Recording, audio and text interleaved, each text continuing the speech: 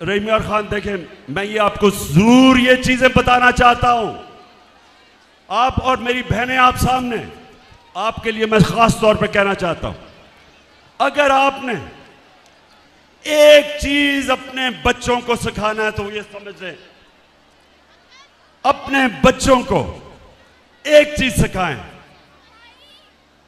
कि दुनिया उस इंसान की इज्जत करती है जो इंसान अपनी खुद इज्जत करता है।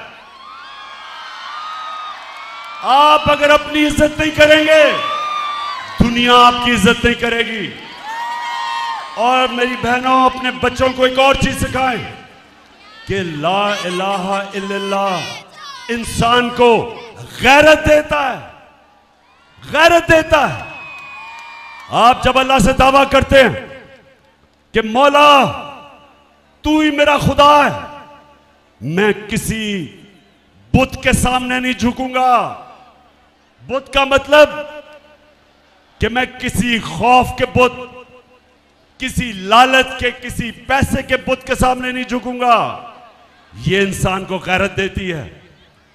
और मेरी बहनों, मेरी सारी जिंदगी का तजर्बा यह है कि सबसे बड़ा इंसानों के अंदर जो मैंने फर्क देखा है वो है गैरत। एक गरीब आदमी भी जिसमें गैरत होती है, दुनिया उसकी इज्जत करती है। और अरबोपति, इस तरह का क्राइम मिनिस्टर, अरबोपति की कोई इज्जत नहीं करता जो अपनी इज्जत नहीं करता, जिसमें गैरत नहीं होती। अब ये देखें, ये जरा आपने गौर से देखना है, बतिया बंद करें।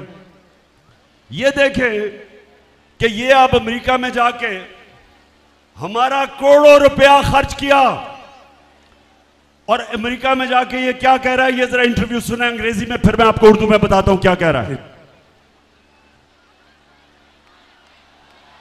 Relief, unless we get substantial relief, how can the world expect from us to stand on our own feet? It is simply impossible, next to impossible. The world has to stand by us. And there is a yawn are asked and what is available. Please, through your cameras, have this yawning gap bridged, and bridged very quickly. The epidemic. It is waiting for us. Please help us in... क्या कह रहा है? Interview दे रहा, सुना जरा। मेरी बहनों, मुझे पता बड़ी गर्मी है लेकिन सुनना जरूरी है, आप में बड़ा सब्र है। एक इंटरव्यू दे रहा है, अमेरिका जाने की जरूरत नहीं थी वो इंटरव्यू देने के लिए।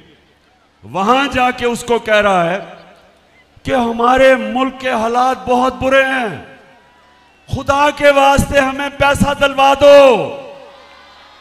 वो जो भी आप देख रहे थे, वो तो बेचारी इंटरव्यू लेने वाली है, उससे कहता है कि अपनी चैनल के जरिए लोगों को कहो कि हमें पैसे की जरूरत है, हमारा दिवालिया निकल गया। मैं इसलिए ये आपको चीजें दिखा रहा हूं कि ये होता है जब एक मुल्क के ऊपर एक मसनूई लीडर बैठा दिया जाता है। इसको क्यों लेके आए? इसको इसलिए नहीं लेके आए कि इसमें कोई क़ियादत की, इसमें कोई क्वालिटी थी। इसको इसलिए लेके आए कि ये जो भी हुक्म मिलेगा बाहर से, ये सारे हुक्म मानेगा। ये अगर IMF कहेगा कि महंगाई करो, बिजली की कीमत ऊपर करो, पेट्रोल और डीजल की कीमत बढ़ाओ, ये सारे काम करेगा, क्योंकि इसको पीछे से डिक्टेशन आता है। और ये करेगा क्या कि बाहर की दुनिया पे जाके इमदाद लेगा कि जी हमें पैसे दे दो, हम मारे गए। तो रहीम यार खान, मैं जब आपको हकीकी आजादी के लिए खड़ा कर रहा हूं, मेरा मकसद क्या है कि अगर हमारी कौम खड़ी ना हुई और इसी तरह के चोर हमारे ऊपर मुसल्लत रहे, तो रहीम यार खान ये याद रखो, इस मुल्क का कोई मुस्तकबिल नहीं है, इस मुल्क का कोई मुस्तकबिल नहीं है। अगर इस तरह के करप्ट लोग, जिसको सजा होने वाली थी FIA के केस में, शहबाज शरीफ और उसके बेटे को सजा होने वाली थी, 16 अरब रुपए की। इनके केसेस रोके गए और बाहर से साजिश के तहत हमारे ऊपर इसको मुसल्लत किया गया। इसके अलावा 60% इनकी कैबिनेट जो जमानत पे है, इनके ऊपर करप्शन केसेस हैं। एक तरफ दुनिया से भीख मांग रहे हैं, एक तरफ सिंध में सैलाब आया हुआ है, एक तरफ हम कह रहे हैं कि हमारे पास पैसे नहीं हैं, और दूसरी तरफ ये जो कैबिनेट आई है और ये जो इंपोर्टेड हुकूमत आई है, इन्होंने नैब का कानून बदल के इस कौम का 1100 अरब रुपया माफ करवाया है। 1100 अरब रुपया जो चोरी किया हुआ था, इन्होंने एनआरओ लिया, इन्होंने आके अपने आप को दिया, माफ करवाया। जो पैसा आपका था, जो पाकिस्तानी कौम से चोरी हुआ था, तो इनका मकसद अपनी चोरी बचाना था।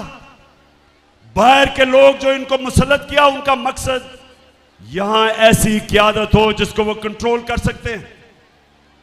और इसलिए मैं जो अभी आखिर में आपको लायामल दूंगा, हमने तैयारी करनी है पाकिस्तानियों अपनी हकीकी आजादी के लिए। हमने अपनी हकीकी आजादी के लिए निकलना पड़ेगा। हमें कभी भी किसी कौम को आजादी प्लेट में नहीं दी गई, आजादी के लिए जद्दोजहद करनी पड़ती है, आजादी के लिए कुर्बानियां देनी पड़ती हैं। मैं अब